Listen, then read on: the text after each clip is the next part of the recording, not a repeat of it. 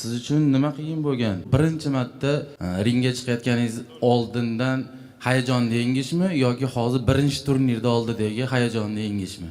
To'g'risini aytsam, undan ko'ra jang qilganim yaxshi edi.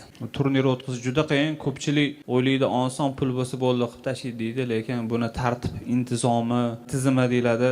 Hamma biladi, qonun qoidasini qo'yish, ishchilarni joyiga qo'yish, sahna orqasidagi komandani boshqarish juda qiyin. Har bitta bayisi ko'ngliga qarashingiz kerak. Hozir ko'pchilik sportchilar o'rganib qolgan, slabiy raqib yo bo'lmasa vesini, boshqasini o'zining injurligini, xarakterini ko'rsatadi. Bu ligiga juda shu narsa o'rgatib qo'yishgan.